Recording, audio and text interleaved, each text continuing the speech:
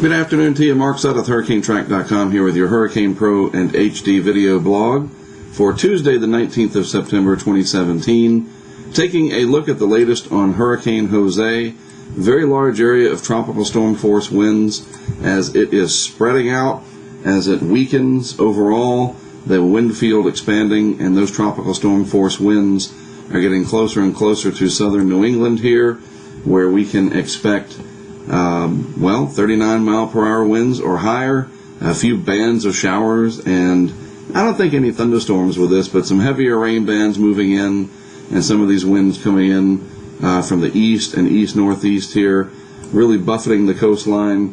And you're going to still have those high swells and breaking waves right on the coast, right on the beach. We call that shore break, and that's going to be an issue all along this area, even down to eastern North Carolina, the Outer Banks, for the next several days, as Jose is forecast to move up and then kind of do this turn back to the southwest a little bit. And we'll just have to see. The water up here is much colder, so we'll see what's left of it by then.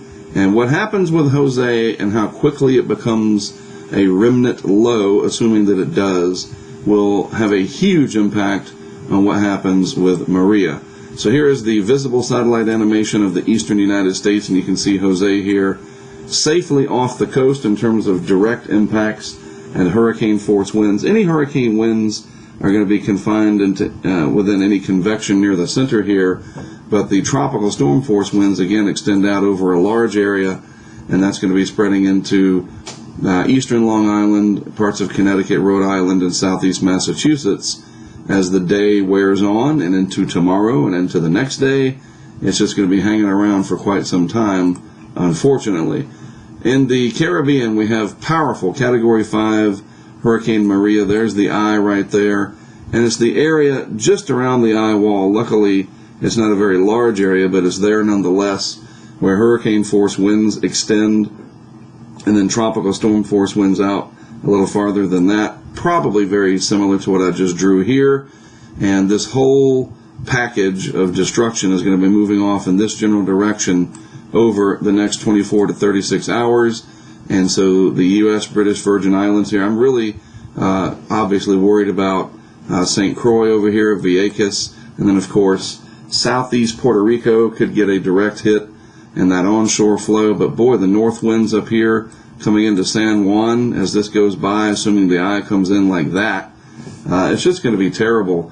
And luckily the wind field is fairly small, but still Puerto Rico is only 40 miles or so from north to south, and the whole island could be raked by Category 3, 4, or 5 winds with higher gusts. There's mountains in here. The flooding rain is going to be a giant problem.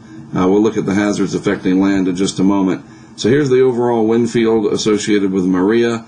And again, this is all headed for the U.S. British Virgin Islands, and then eventually over Puerto Rico, and then more than likely turning north as the ridge is weaker up here due to the presence of Jose, eroding that ridge so that it's just not stronger sitting over the northwest Atlantic to continue this on to the west-northwest into the Bahamas.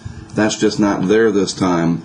That being said, once Maria gets up into this area, a lot can change with the pattern. We're talking 5 days out as well, and we really need to monitor what happens with Jose, as that's going to have a big bearing on what happens with Maria. Believe it or not, the two are very interconnected, and I don't think they're going to be doing this Fujiwara that people talked about, but one definitely will have a steering influence on the other, and that is Jose in terms of what happens with Maria.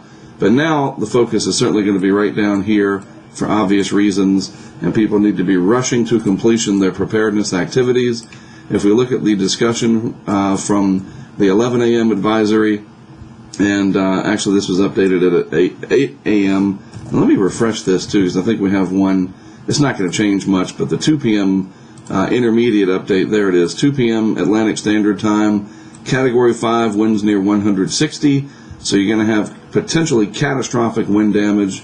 Cat 5 on the Saffir-Simpson wind scale for damage potential, and I think that all goes without saying. But what we need to understand too is this is going to bring a dangerous storm surge, 6 to 9 feet through the Puerto Rico and U.S. Virgin Islands area, And then rainfall, unbelievable amounts of rain, 10 to 15 inches across the central and southern leewards.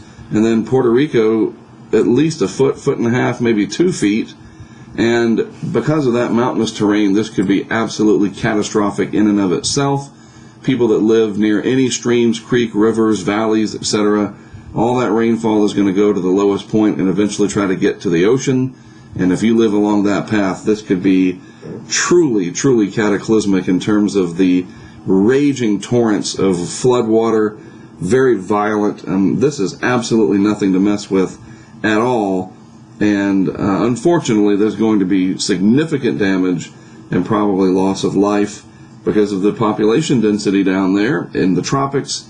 With a catastrophic hurricane headed that way, it is unfortunately inevitable. Now, the modeling out the next several days, very tightly clustered overall.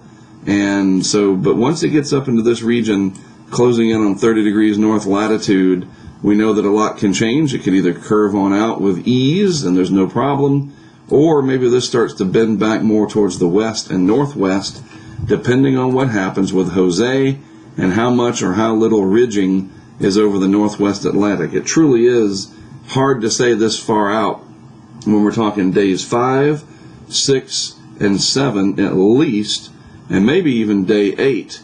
You just can't hang your hat on any one solution, although currently the probability seems to lean in the favor of curving between Bermuda and Cape Hatteras, but that is not a lock simply because of the uncertainty going into the future and the way the model guidance is. It's just the way it goes.